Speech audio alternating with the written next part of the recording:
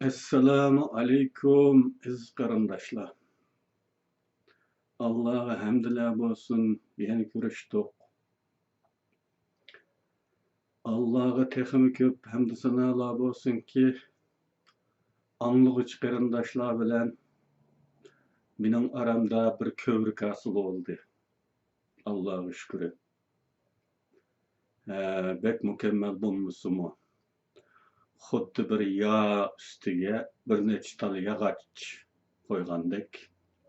Herhalde ütüşüp doğulu bulduğun bir kövrük.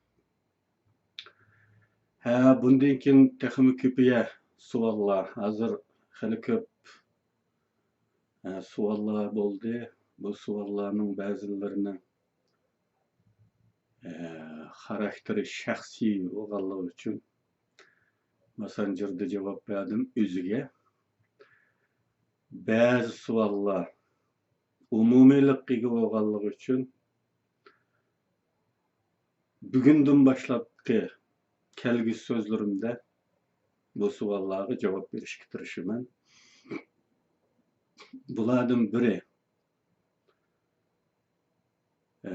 rayonimizdagi Xitoy reisi Xi Jinping bir zamanlarda milliy masalani milliy yo'l bilan, diniy masalani diniy yo'l bilan hal qilamiz deb tikanmish. Bu qanday gap degan savol ekan. Bugungi so'zimning orasida buning javobi chiqadi. Bundan keyin tashkilotlar va tashkilotlanish masalasi haqida savollar bor ekan. Ondan boshqa Amerikaning Sharq Turkiston ozodligi masalasidagi pozitsiyasining qanday bo'ladiganligi haqida savollar bor ekan.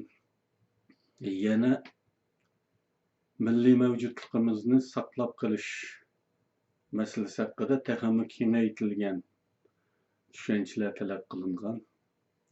Bularning hammasi kelgusidagi so'zlarimizda javoblanadi inshaalloh. Savollarni yazmoqchi bo'layotgan barliq qarindoshlarimga Allohdan katta ajr tilayman. Shundaqla savol so'ramay manga rahmat eşqalli aytish bilan meni qo'llayotgan, ilhom berayotgan qarindoshlarimga rahmat aytaman. Bugungi temamiz axloq va kulturning inson ruhiy quvvatidagi ahamiyati. Bu temada tilga ilinayotgan kultur haqida biroz izoh beraydi. Kultur. Uyg'ur tilida burun madaniyat deb ishlatildi bu so'z. Lekin biz boshqa tillardagi ikki so'zni o'xshashli madaniyat deb ishlatdik. Xitoy tilida Wenhua va Wenming, ingliz tilida civilization va culture degan ikki so'z va boshqa barliq tillarda bu ikki so'z bo'lib, bu madaniyat emas.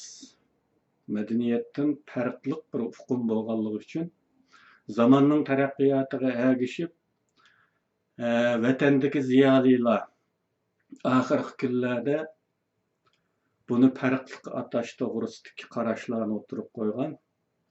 Ba'zilar bu kulturni hazorat deyishni taklif qilgan va shunday ishlatgan. Men bunga qo'shilmadim, chunki kultur degan bu so'z Turkiya turklari va O'rta Osiyodagi barliq turkiy qarindoshlarimiz kultur deb ishlatayotganligi. Biz Türk ailesidagi bir etnik grup bo'lish sifatida boshqa turkiy qarindoshlarimiz bilan tildagi birligimizni davom qilish uchun bunday farqli atashni to'g'ri topmadim. Shunga ajala ataganda kultur deb atashni to'g'ri topdim. Bu inglizchadagi culture, xitoychadagi Wenhuaga to'g'ri keladi. Biz her daim ecdatlarımız bilen maqtinimiz. Ecdatlarımızın kahramanlıklarını tilga alamiz. Bu kahramanlıklar bizni hammadimi bek jalb qiladi. Orhan Pamukning bir so'zi esimga keladi. Bu bizning Uyg'urlardagi ecdatlarni eslab faxrlangan, suyungan chaqlardagi holatni ko'rganimda Türk yazgıçısı, Nobel mukofoti laureati Orhan Pamukning bir so'zi esimga kelib qoladi. U shundoq degan, qahramonlik tushi ojizlarning tasallisidir. Tushundingmi buni? Qahramonlik tushi ojizlarning tasallisidir. Ya'ni bugungi ojizligimiz, bichorligimiz tufayli o'z-o'zimizga tasalli berish ehtiyoji ana shu ajdodlarimizning shalloq obrazini esimizga soladi. O'z-o'zimizga madad berish, o'z-o'zimizni qamchilash uchun emas, o'z-o'zimizga tasalli berish uchun bo'layotgan bu asga elish aslida bakmi xato. Bizning ajdodlarimizni eslash bichimimiz va buning mazmuni bexato. Chunki tarix faqatli bir darslikdir. Tarix bugunni qutqizib olmaydi. Tarix bizga ya ijobiy ya salbiy dars beradi xolos.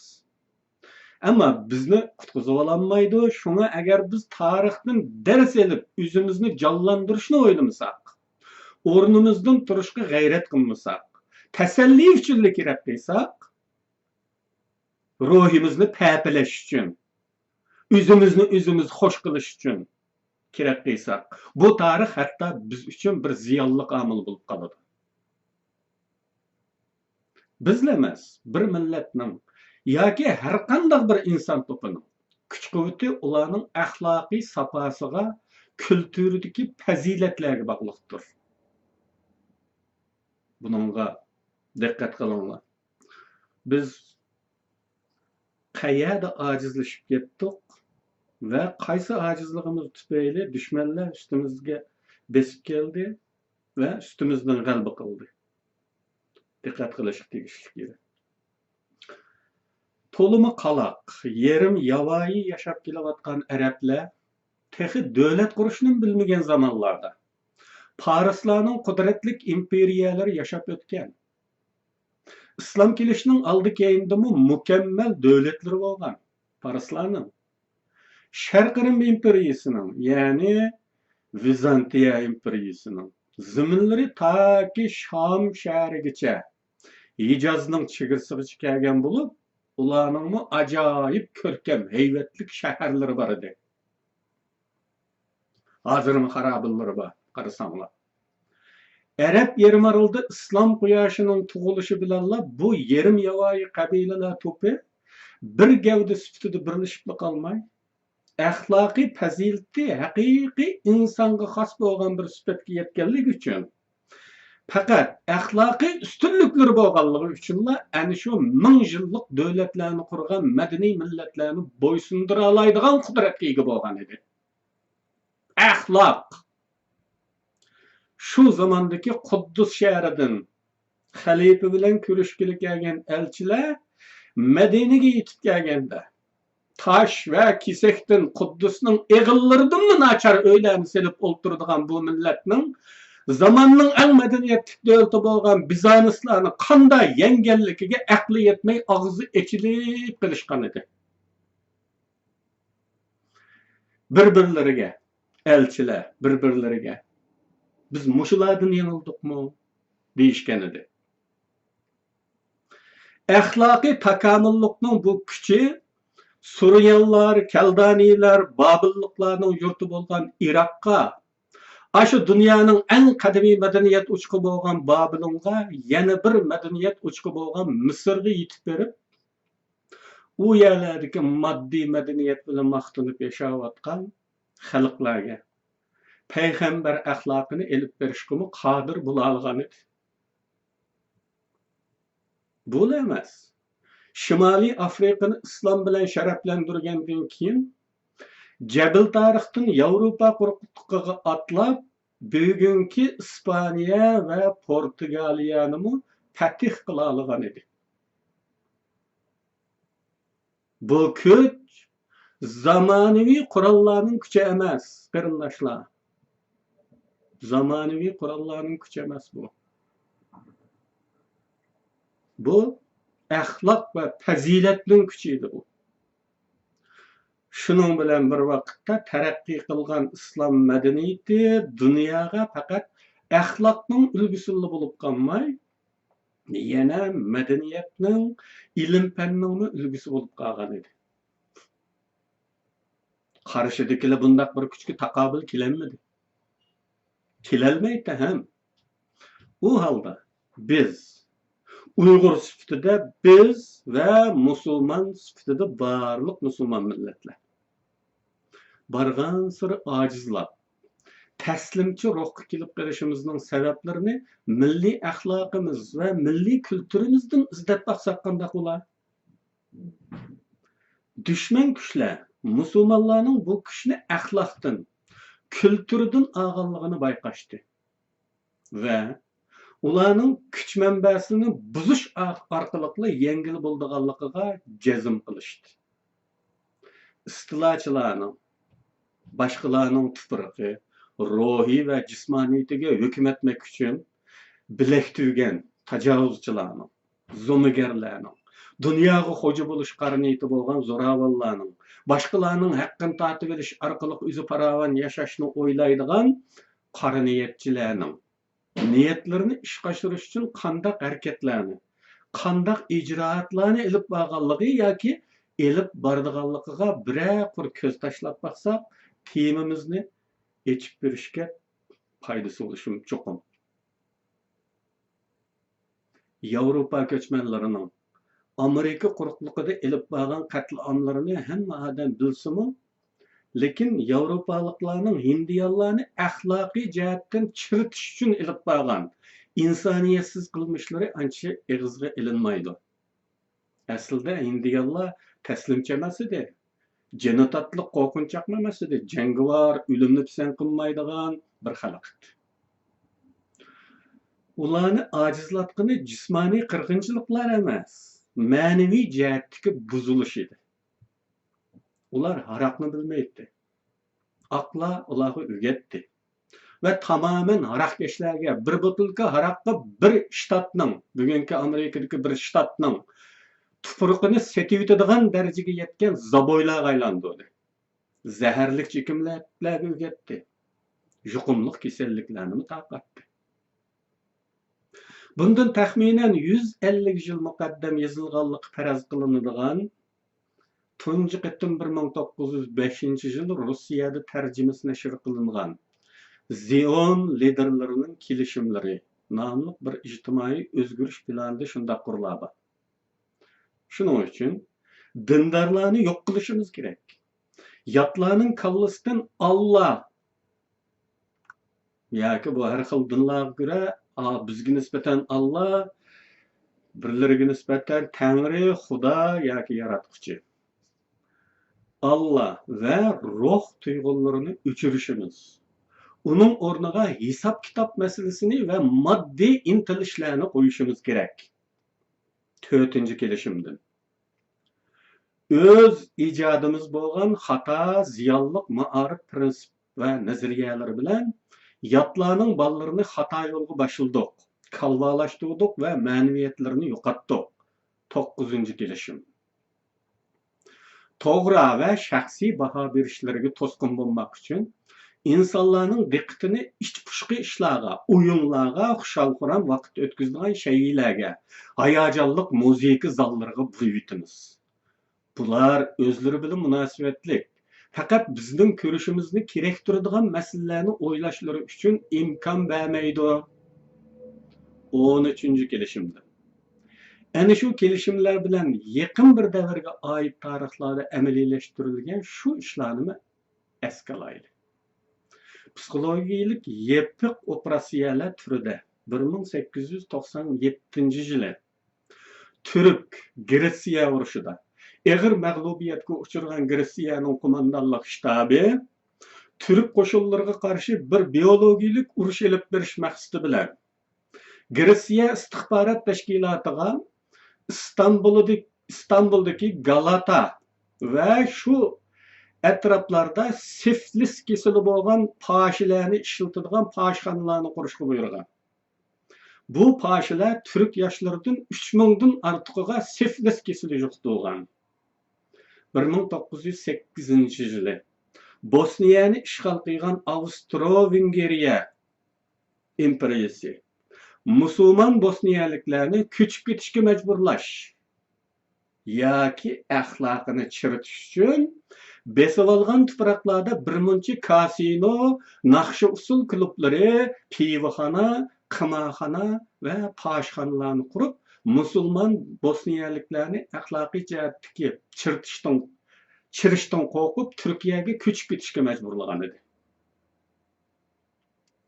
1875 yılı Serblarni tashkillab Osmanlıga qarshi armiya qurish vazifasi bilan avatilgan Rus generali Chernayev Çar padişahga shundoq bir xat evatgan. Bu yerda qisqa yo'ldan armiya qurmoq va bu armiyani o'limga avatmak mumkin. Faqat qurgan har armiya turklar tarafidan tarmar qilinmoqda. Ölümden qo'rqmaydigan turklar ajdodlarining ro'yini qo'rindirishni nomus biladi. Turklar bir qatim g'alaba qiladi. Buning aslimasini avlod xotirasida jonliq tutadi. Tushundimki, turklarni yengmak uchun tarixini yengmak lozim. Yana bir xat. Patrik II Gregoriusning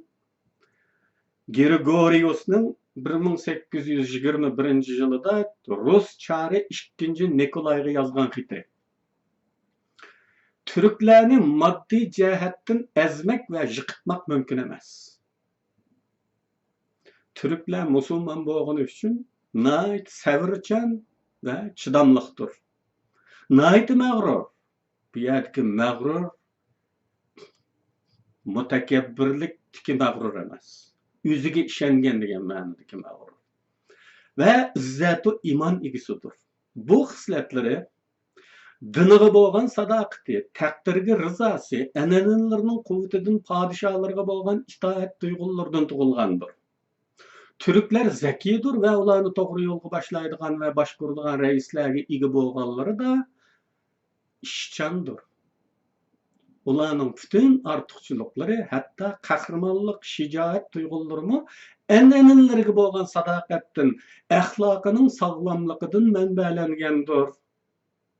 Türklerde en evvel itaat duygusunu sundurmak, manevi bağlanışlarını parçalamak, din sağlamlıklarını zayıflatmak icaptır. Bunun kısqı yolu milli an'anaları ve maneviyatlarga mos kelmaydigan yot fikirler ve hareketlerge adetlendirmektir. Maneviyati yemirilgen kuni Türklerinin özlerinden şeklen bek güçlük, g'olg'on armiyalar oldida g'olibiyatga olib borgan asli qudratları bo'silib ketadi va moddiy vositalarning ustunligi bilan yengishga mumkin bo'ladi. Bu sababdan Osmanlı davlatini yo'qotmoq uchun oshkora jang maydonidagi g'alabalar kifoya qilmaydi.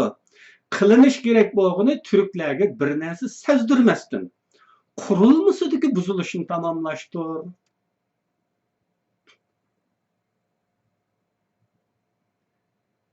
Naqllarimizni davom qilamiz.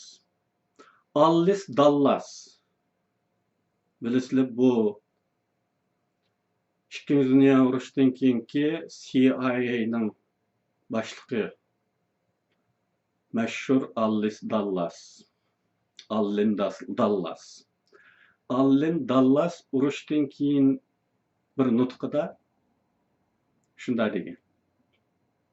Biz edebiyat ve san'at ichidan ularning ijtimoiy mavjudligini bara-bara o'chirib yetamiz. San'atkorlarni tarbiyalab, ularning xalq ommasining cho'nqur qatlamida yuz beradigan jarayonlarni ifodalash yoki tadqiq qilish qiziqishini yo'q chiqaramiz. edebiyatı, tiyatri, kinoları, mana bularning hammasini insonlarning eng razil hissiyotini ifodalaydigan va madiylaydigan qilib yutimiz. Biz barliq choralar bilan atalmış bir turkum san'atkorlarni qo'llab va ko'tarib, ularni kishilarning engiga cinsiyetga cho'qinish, zo'ravonlikqa cho'qinish, xo'rlashga cho'qinish, osiylik qilmishiga cho'qinish, umuman barliq axloqsizlik qilmishlariga cho'qinishni singdirishga undaymiz. Muttahamlik ve numussuzluk, aldamçılık ve yalgancılık, haraqkeşlik ve zahar çekiş, adamlarning bir-biridan ehtiyot qiladigan bo'lib ketishi, yirtqich hayvondan qo'rqishdanmi eshib ketish, uyulish hissiyoti yo'qolish, sotqinlik. Biz epchil choralarni qo'llanib, mana bularning hammasini bilindirmay muqaddaslashtiramiz, bularni porek echildirib yetamiz. Bu nutuk soğuk münasebetler uruşunun başlanışında Sovet İttifakını içinden buzuş maqsadi deyilgandek qilsa-mu, bugun dunyoga qaraydigan bo'lsak, Amerikaning qadami yetgan hamma yerda ijroga qo'yilayotganligini ko'ramiz. Endi kunimizda dal mushu ay, mush kunlarda ijrosi surayotgan ishlardan bir naql beraylik. Iroqdagi Amerika ishg'ol kuchlari tarafidan Iroqdagi turmalarning gundupaylar 5 tayinlangan general-mayor Douglas Stone shundoq deydi. Nayte diqqat qilinglar, nima deganligiga. Yangi qurolimiz Qur'on. Ilimlik mo'minlar bilan ishlayapmiz. Qarindoshlar, diqqat.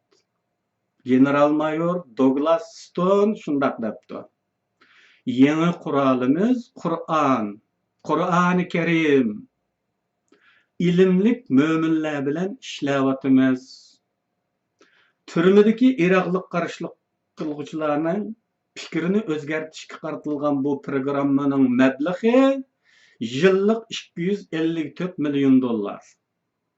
General Stone Los Angeles vaqti gazetining ziyoratiga degan so'zlarda yuqoriqilarni shundoq takrorlagan.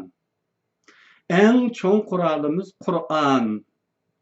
Qarshilashuvchilarning fikrlarini Qur'onga asosan o'zgartirishga tirishyapmiz. Nima deb tushundinglar qarindoshlar? Amerikaliklar Qur'onni qurol qiladi ekan. Qarindoshlar. Bu shu demakki, agar bilim sapangiz bo'lmasa, Qur'onni sizning manfaatingizga qarshi qurol qilib ishlatgilimi bo'ladi. Buni siz hech tuymay qolaverasiz, sanamga dastaverasiz. Men Qur'on Karimning yo'lidan ketyapman, Alloh yo'lida ketyapman deyaverasiz. Bu naqilimiz Amerikaning ijroiyat haqida. Ammo Xitoy buni qilmayotdi deyalamdi. Xitoyning qiyig'ini o'tirdi ana. Xitoyning mollani tarbiyalab Suriyada jihad va deb chiqargan qarindoshlarimizga gap anglolmaysiz. Hech mumkin emas. Hech gap anglolmaysiz. Chunki ularni Qur'on bilan tarbiyaladi. Xitoymi Qur'on bilan tarbiyaladi va u o'zini men Qur'onning yo'lida, Allohning yo'lida deb o'ylaydi.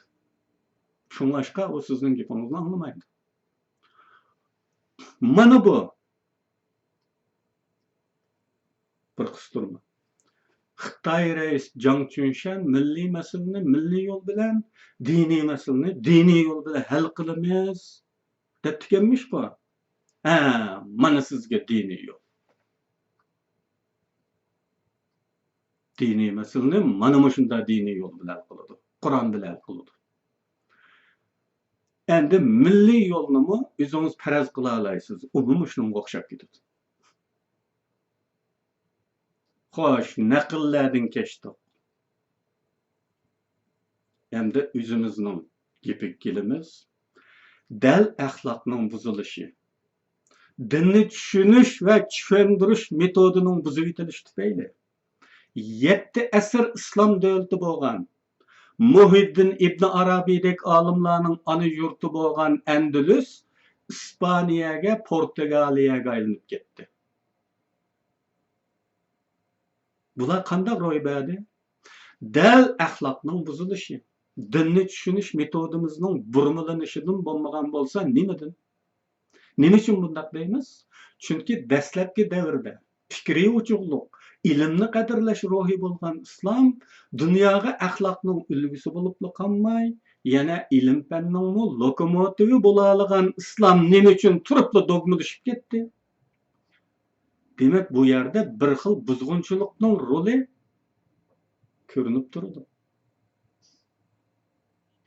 Buning sababini tadqiq qilgan Agaxon, bu Pokistonlik tekturdi Agaxon, Shveysariyada va Amerikaning Harvardda o'qigan olimkan. Shunda degan: hayotiy kuchning yo'qolishi, ijobiy ruhning ojizlashishi, faqatli quruq aqida so'zlash bilan bo'lib ketishlarning hammasi imoniy zaifliklarning alomatidir. Yani musulmonlarning dinni tushunishi jonliqligini yo'qotdi. Din ibodatxona va dargohlarga, xonaqolarga band qilib qo'yildi. İslamning amaliy hayotning har bir bulun puchqog'ich tatbiqlanadigan prinsipligi amaliy bo'lishdan qoldirilib, eg'izdagi shuvarg'il aylanib qoldi. Men bir necha quruq aqidachilik misoli beray bu yerda. Masalan, agar siz uyingizda Qur'oni Karimni kitob shkafingizning o'tira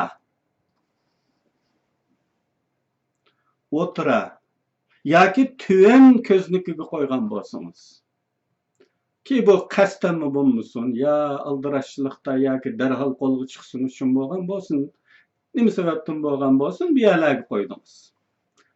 Bizning haliqidek aqidachilardan birisi buni ko'rsa, cho'qim sizga kayib ketadi va tanbeh berib, darhol Qur'onni olib-da shkafning eng ust ko'ziga joylashtirib qo'yadi. Bu uning Qur'oni Karimni ustun qilganligidir. U Qur'oni Karimni ustun qilyotadi shu anda o'z ko'nglida. Talada nim bo'lib, nim tutyotadi deganlarni o'ylab ko'rishga bunchalik astoydil emas. Yoki buningga aqli yetmaydi-yu, Qur'oni Karimni haliqadek ustun qiladi. Bu Qur'oni Karimni ustun qilganlikmi, qarindoshlar? Uyingizdagisi bir parcha konkret kitob. Qog'oz qarsiya. Ustun qilishimiz talab qilinayotgan Qur'on bir ruh, bir ma'naviyat, bir ilohiy qonundir.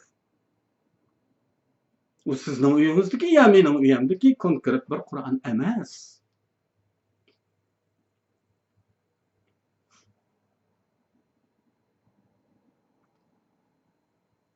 Bundan boshqa axloqning qandaq buzilganligini o'zimiz bek ko'rolmay qolishimiz mumkin.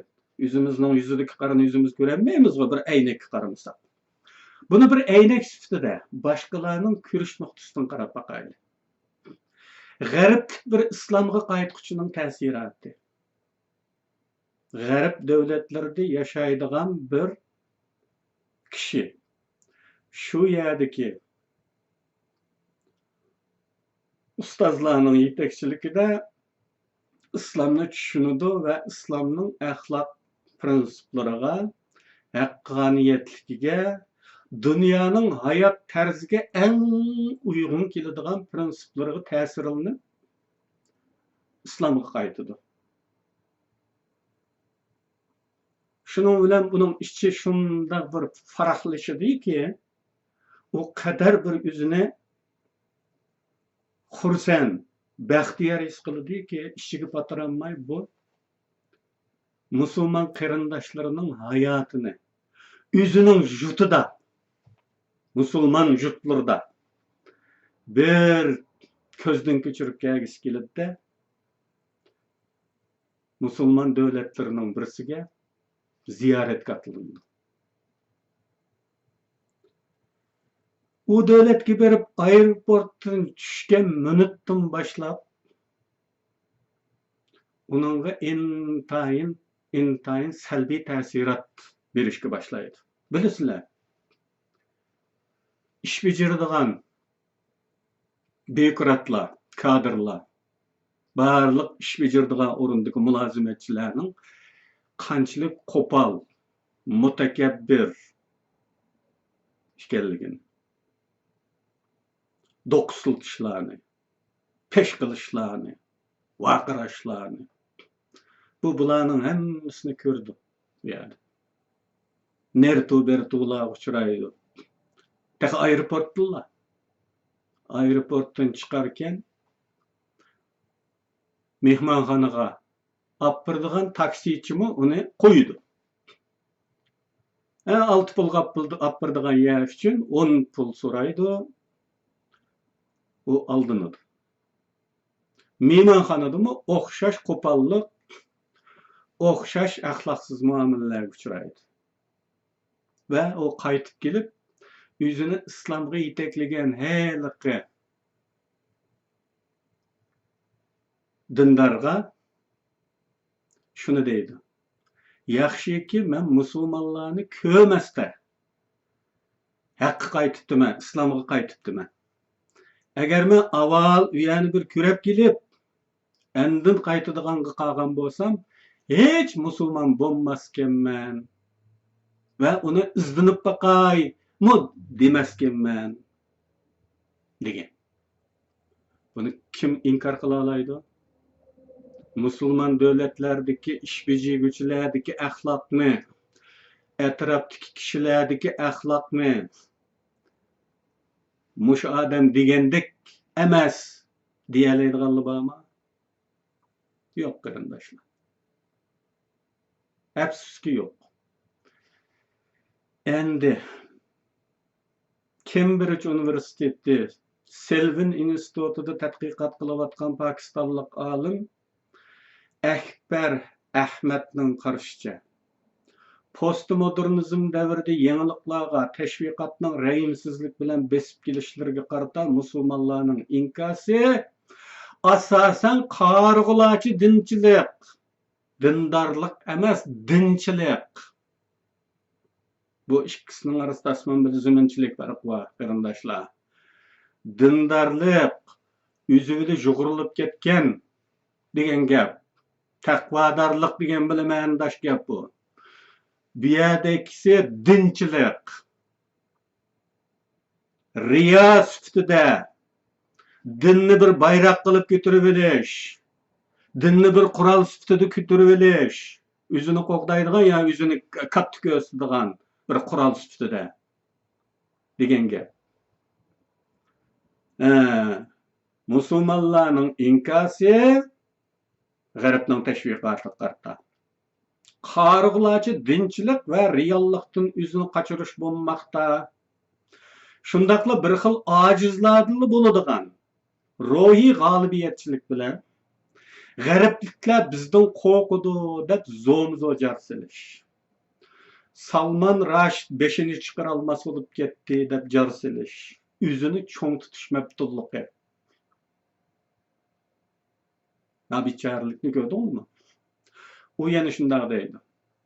Teşvikat vasıtalarındaki kişini celip kılıdığan ilanlar, güzel çolpallar, takvadarlık yolundaki yüzünü tutuveliş ettiğisini kümüp taşlap, kişilik karakterdeki en nazik boğan gururunu yok çıkarıvatıdı.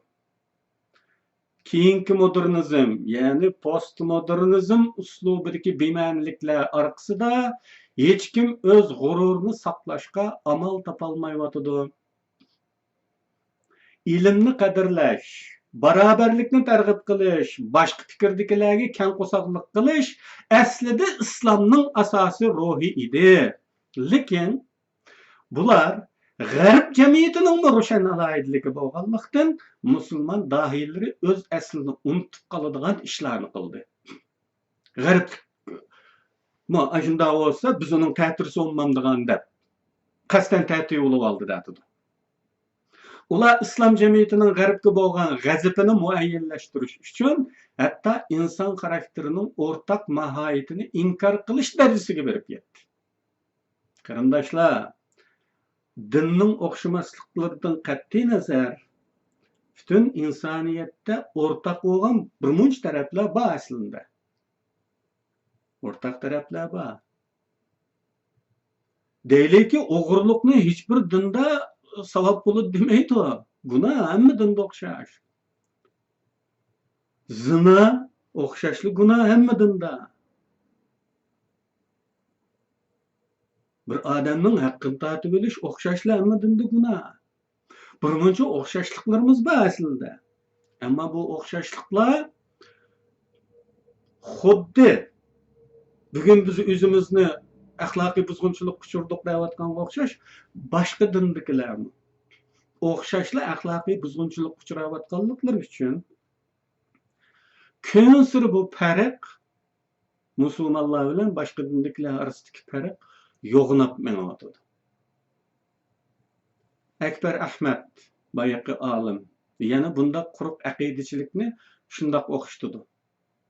Oldingi asrlarda g'arbning zamonaviy top zambiraklarga qarshi qilichlariga supkushlab deb Allohu akbar deb tovlab hujumga o'tganligi va yangi asrda Salman Rashidning kitobini ko'ydirib, uni ko'mib tashlaganligini tushakiganligi.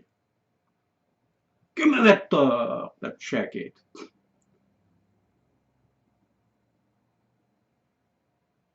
Mana bu.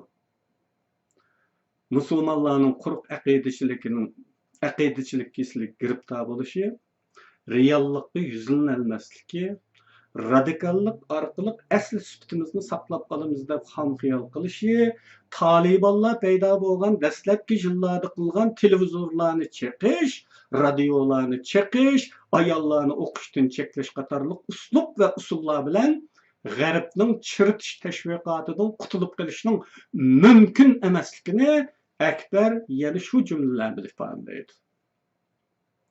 Tashviqot vositalari davri musulmonlar jamiyatiga besib kirdi. Musulmonlar jazman reallikka yuzlanishlari kerak. Alvastidan har qancha qochgan bilanmi, yoshiringan bilanmi bekor. Ya'ni Akbarning demoqchi bo'lgani reallikka yuzlanib Talibanlarning televizorini cheqishiga o'xshash talvarkatlar bilan taqobil turishga tirishmay, o'xshash usullar bilan, ya'ni xalq tashviqotni zamonaviy usullar bilan sening menga singdirayotgan bo'lsa, sen bu zamonaviy usullar bilan ruhni sog'lom tutish, ya'ni qarshi tashviqot orqali boshqalar chiritish uchun ishlatayotgan zamonaviy vositalarni aksicha maqsadda ishlatishni imo qilyotdi. Bugungi tashviqot kalkuni asosligi Hollywood va boshqa sonsiz ruh pishirlash tipidagi filmlar, e'lonlar orqali elib berilayotgani va buning unimining biz mo'lcharlagandan yuqori bo'layotganligini Akbarning shu jumlalaridan ko'rib olamiz. Pentagon qilolmagan ishni Hollywood qila oladi. Cho'qim tushundinglar. Pentagon Amerika armiyasi demakdir. Amerika armiyasi qilolmagan ishni Hollywood qila oladi. Qarindoshlar. Musulmonlar g'arbning tashviqot vositalari Sovet ittifoqining parchalanishiga turtki bo'ldi. Undaqda ularning keyingi nishoni kimlardir deb savol qo'yishmoqda. Buning javobini topmoq tez emas. Ularning amdiki yo'qotish nishoni jazman islom dunyosi. Tashviqot vositalari hukm surayotgan bizning davrimizda madaniyat qancha an'anaviy bo'lgan sir tashviqot vositalarining qisqishi bilan keyingi chekinish besim shuncha zo'r bo'ladi. Endi o'z realligimizga kelsak. Xitoylar elib berayotgan ruhiy buzg'unchiliklar butkul usti qurilma vositalari ishlatilib, shiddatli besim va nafas elib olishga fursat bermaydigan izchillikda bo'lmoqda. Bu haqda tashviqot haqidagi maqolalarimizda to'xtalgan edik. Aşı zikr qilinganlardan boshqa Xitoylar yana vatanimiz tavasida Xitoylarning tuvan darajalik mehmonxonalari vositasi bilan fohishxona etishlarga ko'z yummoqda. Buning yana uvlash mulozimati turlarimi bor. Uyg'ur qizlarini Xitoy shaharlariga aldab yoki apqichib, mehmonxonalarda mehmonlarga har turda mulozimat qilishga majbur qilishmi bor. Haraqkeşlikni avj aldırış. Bunun bir misalini yaqindagi bir xabarda ko'rdinglar. Balasini haraqdan cheklagan dadaning 15 yillik qamoqqa hukm qilinganligini eslanglar.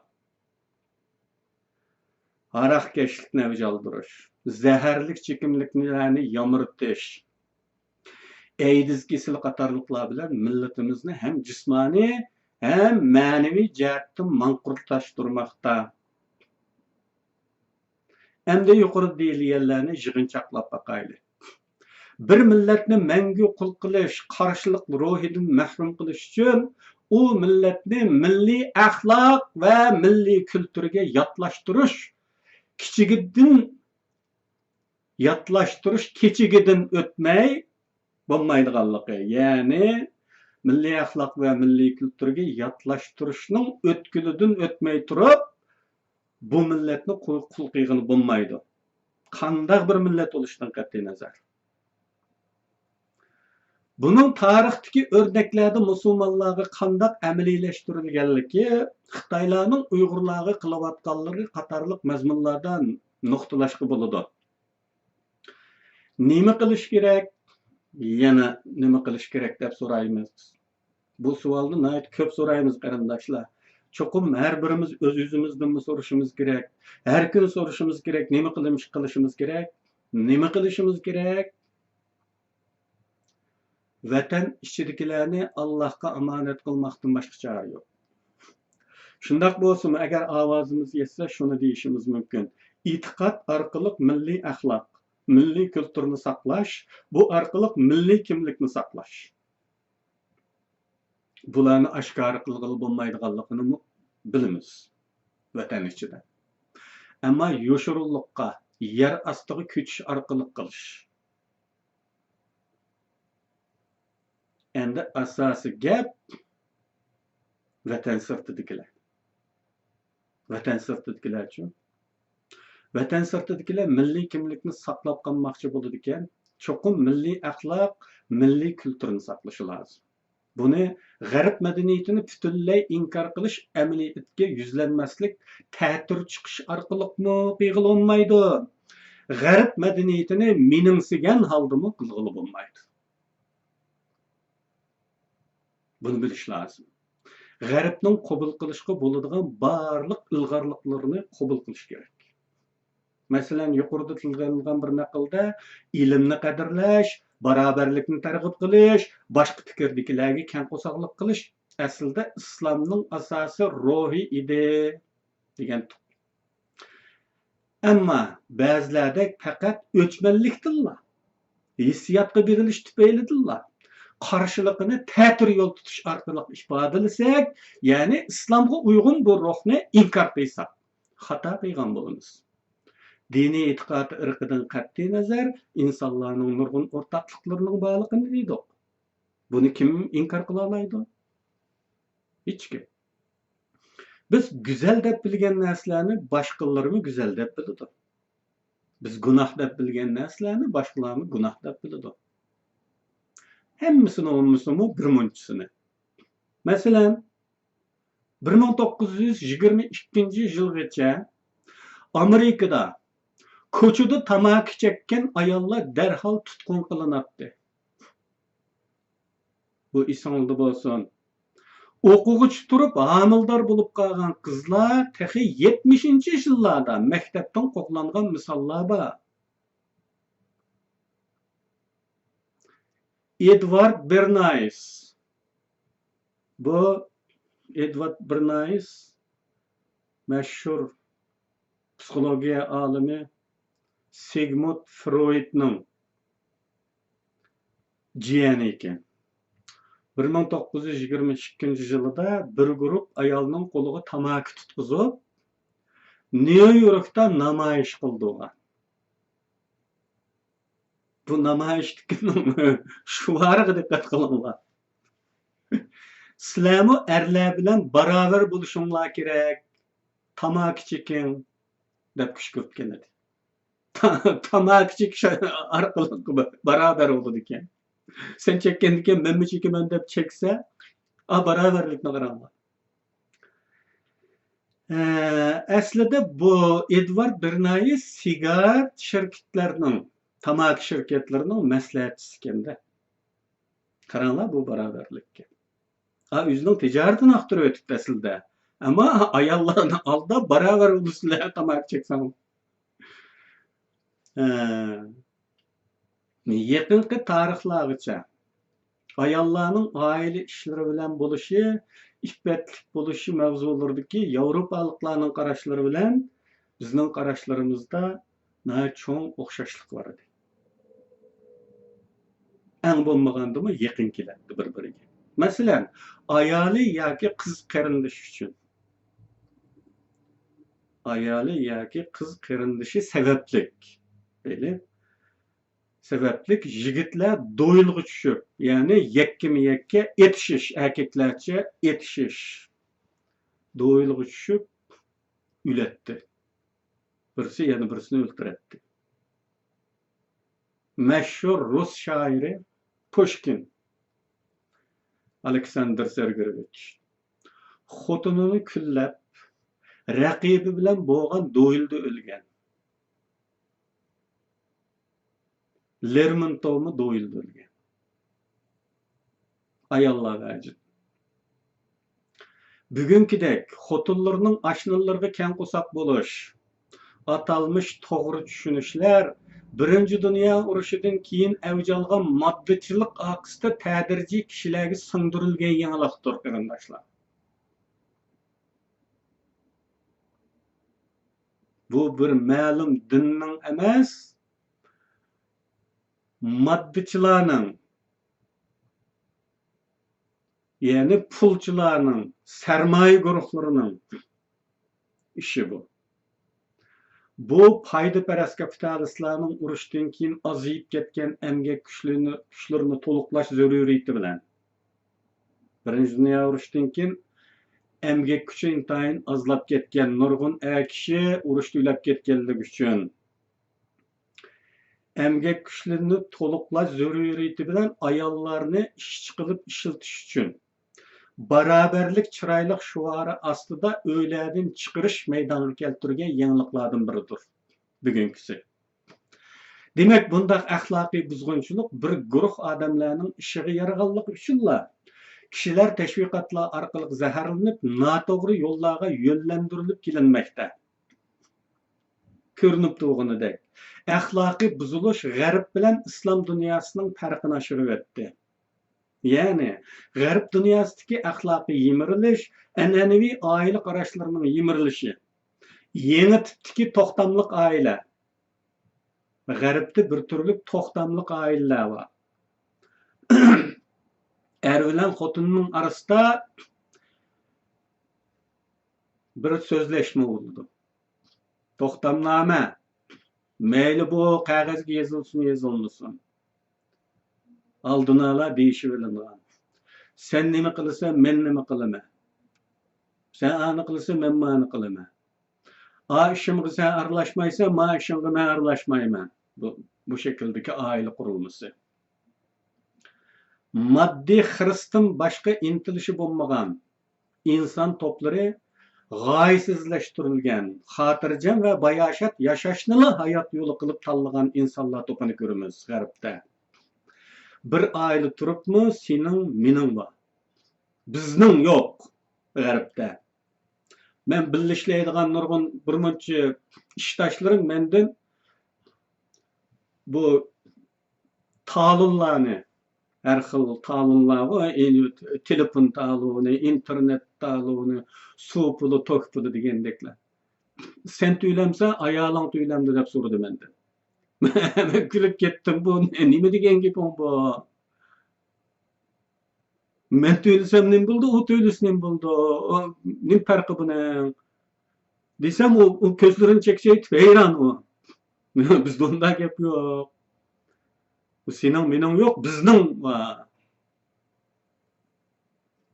Andın bu sistemni ailelerning buzilishiga yeşil chiroq yoqadigan turda. Men faqat bir yenisini deb bersam sizlarga. Bu qatim Turkiyaga berib kelishimda aeroportda 3 tane çamadanni bagajga o'tkazayotgan vaqtimda u yerda ish bajarayotgan xotin birinchi chamadanni dedi, bu kimning dedi. Bizning, uchaylanning dedi. Yo'q, bu zot qaysingning dedi. Voy buning nima farqi bu? Ailening buning hammaylarning aralash. Mening mi bor, uning mi bor? Desam, men uni unda olsam, men uni qilolmayman. Qaysingning ismiga yozaman shuni de. Kimning ismiga yozsang, o'zingning ixtiyoring. Men qasdan aşı qiyshayverdim buning bilan. Demek bir safarga chiqish uchunmi aşı 3 chamadanni uchimiz ayrim hazırlashimiz kerak ekanda. Bu yerda bu ailelarning buzilishiga qaratilgan bir rag'bat bu. Ondan keyin balalar puli deydigan bir pul keladi bu yerlarda, balalar uchun 18 yoshdan tugan balalarga. Va buningdimi cho'qim uni ayol hisob etish kerak bankida. Bir ailening olgandan keyin mening hisobimga kelsin desangiz bo'lmaydi. Cho'qim ayolning hisobiga keldi o'tib. Ayolning hisobi yo'qdi, shunga meninkini beray desangiz, unda o'sha yo'q shu hisob etishga. Buga ishimni qilmayman deydi. Yani senin mening deyishinglar kerak deb o'rgatyapti-da. Ota-onalar bilan farzandlarning yotlishishi, mehr-muhabbatning susishib ketishi, do'stlik, urug' tuqqanlikning zaiflashishi qatorliqlarda bu farq taxmin ro'shan ko'riladi. Men qancha odam bilan birlashgan bo'lsam, birlashganlar bilan gaplashaman, hammasining ya ailesi yo'q.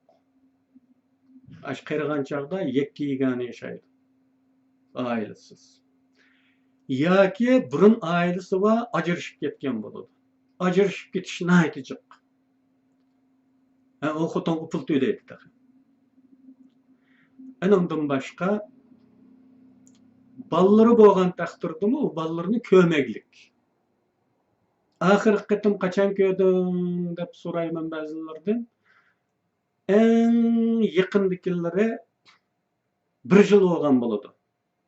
Ular uzoqdimi bir shaharda yashaydi balları. Kep bakmaydı. Balla bazıları 14 yaşlı aileni terk etip çıktıdığanları var. 16 yaşta çıktıdığanları var. Eğer kolu bir ay tigip kalsa bir ay yarım gün işleydiğen işlep kalsa bolda ailesini terk etip çıktıdığanlar asas orun durur. Bunda bir aile kurulması var. Şunun bilen Körgüdeki bu misallardan biz g'aribda yashayotganlar, g'ariblikning nimalarini doğurmasligimizning zarurligini ko'rib yetalaymiz bundan. Agar oila qurilmasi jihatda g'aribni doğursaqlar, nurg'un ishimiz izidan chiqadi. Hatto balalarga maktablarda telefon nomeri beradigan ishlar bor. Telefon nomeri.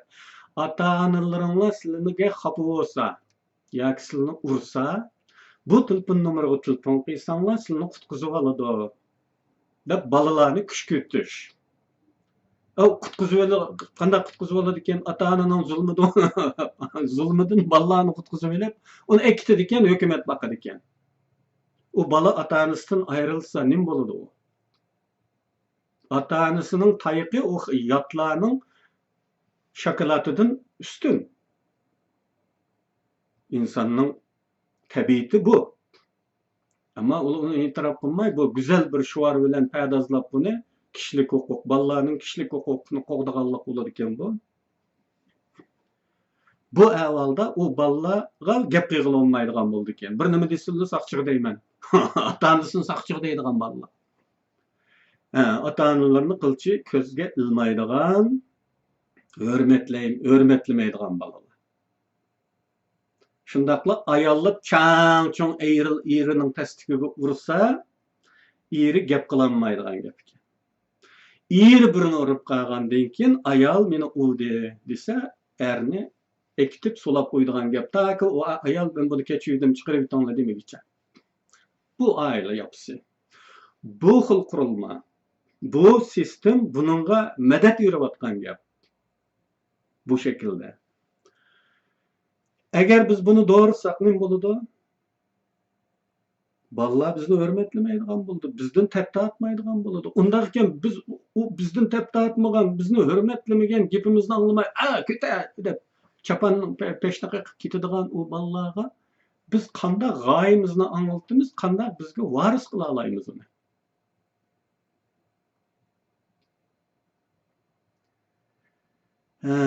Onun kimlik duygumuzni kanda miras kıla alaymiz onunla. Bular üçün aldı bilen dini itikadını saklaş bir kapalet rolü oynaydiganlıkni unutmasligimiz gerek. Bazı qarindoshlarimiz dinimizni qo'g'dash degan gaplarni qildi. Albatta yaxshi ko'ngli, ammo biz dinni qo'g'dayolmaymiz va biz uningga muakkal emas. Allah Qur'onni biz tushundik, uni biz qo'g'daymiz dedi. Tarixda nurg'un ishlar bo'lib o'tdi qarindoshlar, aslisanlar. Bu dinni yo'q qilib yutishga urinish, buzg'unchilik qilish, buni butunlay yo'qotib yutish urinishlari talay qitim takrorlandi. Lekin har qitim bu do'lqini o'tib ketgan vaqtida texmi kuchli bir dindorlik bilan qayta tirildi bu jamiyat. Demak, bu Allohning dini bo'lganligi uchun Alloh o'zi qo'g'daydi. Agar biz e'tiqodli musulmon bo'lsak, din bizni qo'g'daydi. Men buni burunma degan. Allah o'zi qanday qo'g'daydi dinni? Xuddi Fil surasida deydi-ku, Fil surasida. Ka'bani Abrahadan qanday qo'g'dagan bo'lsa, ashuna qo'g'daydi. Shunlashqa din bizni qo'g'daydi. E'tiqodli bo'lgan musulmonni din qo'g'daydi. E'tiqodli bir musulmon aroq ichmaydi. Bir yomondan saqlanib qoladi, o bir qo'g'di deydi bizni. Tamak chekmaydi degan chekmayotgan bir yerda zaharlik chekimlikni texmi chekmaydi. Unda ekan yana bir ziyondan bizni qo'g'dab qolgan bo'ladi din.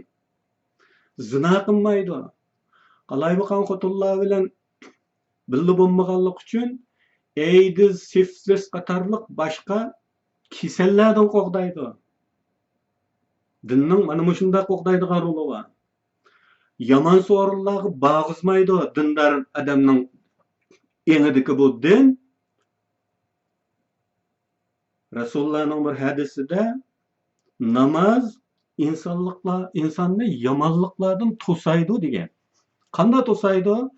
Agar sizning shaytoningiz bir yomonlikqa undigan vaqtida, shunday qadamingizni ag'an vaqtingizda yodingizga yetadi Allah. Chunki siz namoz o'qib tursiz ya. Buni qilib keyindan yana qanday Allohga yuzlanasan, nomus emasmi degan bir pichirlash bo'ladi. Shuning bilan o'zingiz darhol to'xtatib olasiz. İnsanning ichida hay deydigan bir narsa bo'lmoq lozim. Chunki qonun hamma narsaga ega bo'lolmaydi. Qonun degan oshkorlangan narsani, tutilib qolgan narsani jazolaydi. Ama cinayet degan yo'shirin qilinadigan narsa, yomonlik deganning hammasi yo'shirin qilinadigan narsa. Qonun beshida qarab turmaydi. Ama dilimizdagi hay deydigancha hamisha biz bilan birga bo'ladigan bo'lg'achqa eng yo'shirin yomonlikni u to'siya oladi.